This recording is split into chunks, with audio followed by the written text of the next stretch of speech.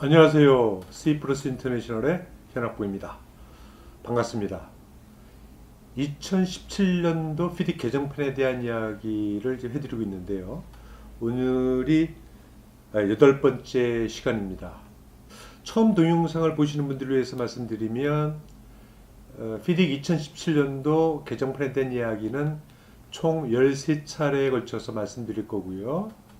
그리고 제 다음 카페, 다음 커뮤니케이션에 제가 이제 카페를 운영하는 게 있는데 그 다음 카페 현학봉의 카페에 들어가시면 이미 연재가 되어 있습니다. 이 동영상을 보시기 전에 제 카페에 들어가셔가지고 한번 읽고 들어오시면 좋을 것 같고요. 조금 여유가 되시면 출력을 하셔서 이 동영상을 보실 때 같이 활용하시면 좀 더 도움이 되지 않을까 생각합니다. 예, 오늘 8번째 시간 이행보증 그리고 발주의 재정 준비에 대해서 말씀드릴 건데 먼저 첫 번째로 이행보증이라고 하는 것은 시공자 계약 이행을 보증하는 것이다. 그러니까 굉장히 기초적인 거죠. 발주 입장에서 보면 피디 같은 경우는 낙찰 통지서 Letter of Acceptance라고 하는 낙찰 통지서 발표된 날로부터 28일 이내에 이행보증을 은행보증이죠. 은행보증을 제출하도록 하고 있고요. 만약에 그 기간 28일 이내 제출 못하게 되면 계약 해지에 살과됩니다. 굉장히 무서운 거죠. 계약적으로는. 그리고 발주자가 좀 내가 좀 늦게 낼게, 시공자 좀 늦게 낼게 라고 했을 때 발주 받아들일 수도 있잖아요. 그런 경우에 모든 직업, 일을 해도 기성지급을 안 할 수 있는 권리가 발주자에게 생긴다.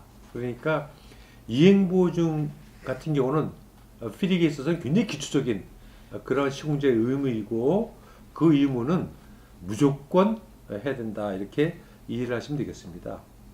그 다음에 기본적으로 이행보증의 속성을 여러분들이 좀 아셔야 되는데 이행보증은 시공자 이행을 보증하는 거지만 보증도 계약이잖아요. 그 보증계약의 당사자는 시공자가 아니에요. 시공자가 아니고 은행하고 발주자가 되는 겁니다. 그렇죠? 그렇기 때문에 그 보증계약이라고 하는 것은 시공계약과는 독립되어 있어요. 따로 떨어져 있다는 거죠. 그래서 이제 독립보증이라고 하는 건데 발주자가 만약에 그 보증서를 클레임하고 싶다, 보증 클레임하고 싶다라고 하게 되면 시공자는 이제 그 보증계약의 당사자가 아니니까 사실은 시공자가 알릴 필요가 없어요. 은행한테 야 돈 내놔 이렇게 하면 은행은 이제 돈을 줍니다. 이행보증의 성격은 통상적으로 국제은행보증 같은 경우에는 무조건적입니다. 그러니까 달라 그러면 조건 따지지 않고 주는. 그리고 즉시불, on demand 요구하면 즉시 지급해야 되는 그런 조건을 기초로 하고 있거든요. 그래서 은행은 시공계약에서 어떤 일이 벌어졌든지 관심 없습니다. 따지지도 않아요. 그 계약 당사자가 아니니까 발주자와 시공자 간의 그 분쟁에 끼어들 필요가 없는 거죠. 그렇기 때문에 은행은 발주자가 달라 그러면 무조건 준다. 그러니까 발주자가 달라라고 하는 조건도 그 은행하고 맺은 그 보증계약 안에 써 있겠죠? 예, 써 있습니다. 그런데 통상적으로 그 발주자가 은행에게 보증 클레임을 할 수 있는 경우는 시공자가 계약을 위반하면 이렇게 돼 있어요. 근데 무엇을 위반하면 이런 안 돼 있다고요. 그러니까 시공자가 계약을 위반하면 그러면 보증 클레임을 할 수 있다. 발주 입장에서는 은행이 따지지를 못하니까 시공자가 실제로 위반을 했건 말았건 간에 은행에다 대고 야 시공자 위반했어, 계약 위반했어, 돈 내놔. 그럼 돈 주는 거예요. 그러니까 시공자로서는 굉장히 불이익을 당할 수 있는 것이 이행보증입니다. 그러니까 아주 질 나쁜 그런 발주자를 만나게 되면 계속 협박하는 거예요, 발주자가. 야, 이행보증 콜할 거야? 콜할 거야? 뭐 이런 식으로. 이행보증이 통상적으로 보면 계약 금액의 10% 되거든요. 1억 불이면 1000만 불이에요. 10억 불이면요. 1억 불입니다. 이거 장난 아니잖아요. 예. 그렇기 때문에 이행보증을 굉장히 가볍게 보시는 그런 분들도 계신데 이행보증 결코 가볍게 볼 게 아니다. 이걸 염두에 두시고 발주자의 성향 이런 것들도 사실은 입찰 시에 좀 따져볼 필요가 있다. 이제 깡패 같은 발주자 같으면 계속 협박당하고 뭐 불안해하면서 갈 수밖에 없다. 이것이 이행보증이다. 물론 발주 이행보증 콜했다고 해서 시공자에게 기회가 없는 건 아닙니다. 돈은 이제 은행이 줬어요. 그러면 시공자라서 그 돈을 뺏어오려고 그러면 어떻게 하면 되겠어요? 분쟁을 발생시켜가지고 발주자하고 싸우면서 이겨야 돼요. 중재됐건 법원의 판결이 됐건 간에 소송이 됐건 간에 그러한 어떤 분쟁 해결 조항을 이용해서 쟁취를 해오면 된다. 그러니까 분쟁 해결 조항도 상당히 합리적이죠. 예를 들면 어떤 후진국가, 정말 깡패 같은 국가에 가가지고 일을 한다. 근데 발주자가 이행보증 뺏어갔다. 보증금액을 뺏어갔다. 그 시공자가 이건 계약 위반이다. 잘못 뺏어간 거다. 그럼 싸워야 되잖아요. 근데 싸움의 장소가 그 나라 법원으로 돼 있다. 근데 그 법원도 깡패다. 뺏기는 거예요. 이게 심각한 겁니다. 그렇기 때문에 이행보증도 중요하지만 분쟁 해결의 방법이 과연 나에게 공정하게 행사될 수 있는 거냐.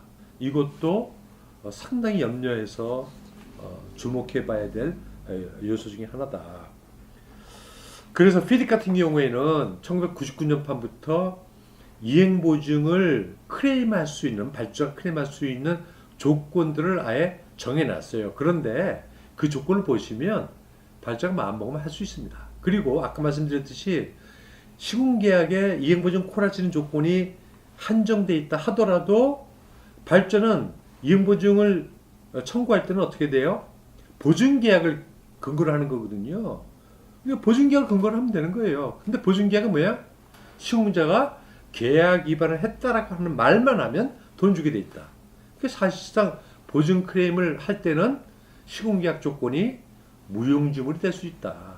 이런 것들도 사실은 염려하면서 여러분들이 고민하셔야 된다. 그리고 이제 개정판에 좀 추가된 내용이 있는데 이런 겁니다. 이행보증은 이제 계약금액 10% 했다고 쳐요. 그런데 계약금액이 늘어났어요. 그럼 발주 입증에서 보면 이행보증 금액을 늘려야 되지 않겠습니까?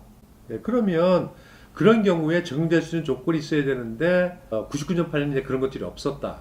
그래서 2017년도 판에는 그 보증 금액을 늘리고 줄일 수 있는 그러한 조건들을 추가했다라고 하는 것이고요.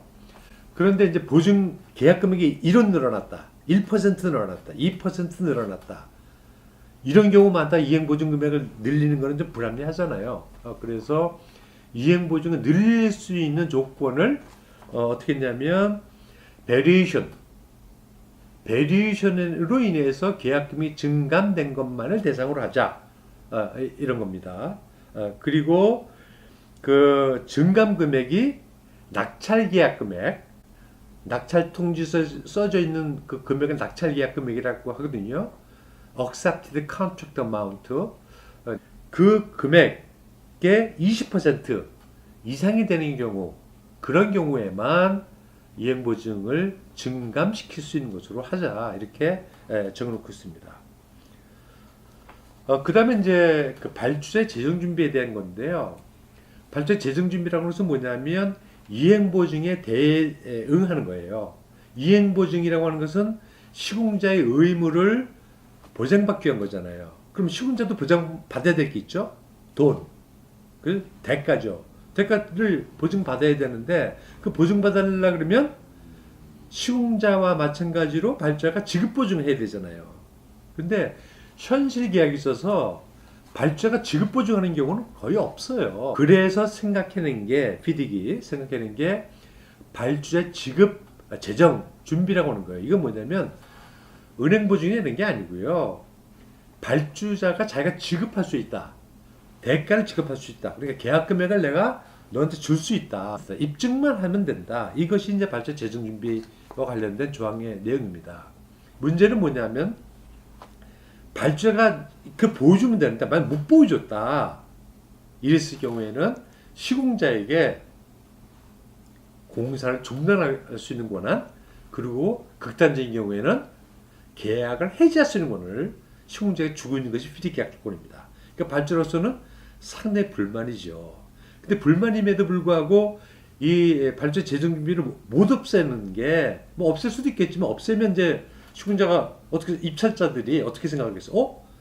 저 재정 준비도 못 보여주는 친구들이네? 그 입찰 때 고민을 해봐야죠. 그것도 돈이 없는 상태에서 입찰한다는 것과 마찬가지니까 그건 굉장히 심각한 어떤 그러한 그런 경격 사유가 될 수가 있습니다. 그래서 발주를 함부로 못 없애요. 이건 이제 사실은 나는 이제 피딕이 정말 꾀를 잘 부렸다라고 생각하는 건데 어쨌든 그렇게 돼 있어요. 그런데 이전 판인 경우, 99년 판인 경우에는 요청하는 조건이 없어요. 그러니까 어느 때 시공자가 돈 있냐라고 물어볼 수 있는 그런 조건들이 없어요. 그러니까 시공자들이 악용할 수 있다. 오늘 야 너 돈 있어? 물어보고 나 돈 있어. 또 내일 또 물어봐. 모레 또 물어봐. 그러니까 매일매일 물어볼 수 있게끔 돼 있었어요. 99년 판에는 좀 문제가 있었던 거죠. 발주 입증서 보면. 그래서 개정판에서는 물어볼 수 있는 조건을 특정했습니다.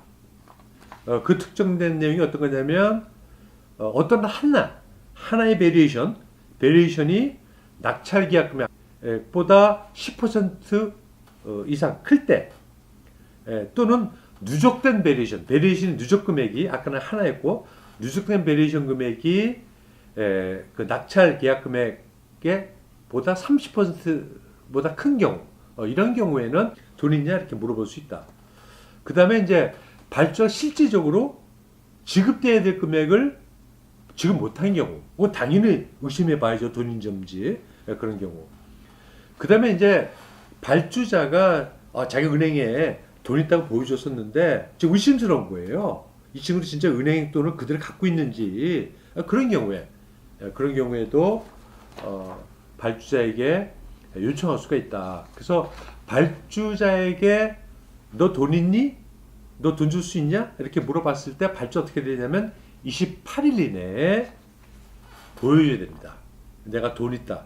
준비가 돼 있다. 너한테 지급할 수 있다. 라고 하는 것을 보여줄 의무가 있고, 만약에 그걸 못 보여주게 되면 아까 말씀드렸듯이 공사 중단, 또 심한 경우에는 계약 해지를 할 수 있는 권한을 시공자에게 주고 있다라고 하는 거고, 그 다음에 2017년도 개정판에서 이제 또 추가된 게 뭐냐면 아예 입찰 시에 발주자가 재정 준비를 어떻게 했는지를 또 할 것인지를 컨택 데이터를 통해서 입찰자들에게 알려주도록끔 강제하고 있습니다. 그럼으로써 입찰자들이 발주 돈 있구나 라고 믿고 들어올 수 있게끔 이렇게 하고 있다 라고 하는 겁니다. 제가 말씀드린 내용들로 충분히 이해하셨는지 잘 모르겠습니다.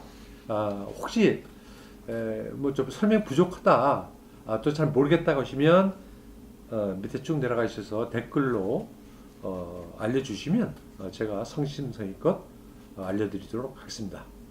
이만 하겠습니다. 감사합니다.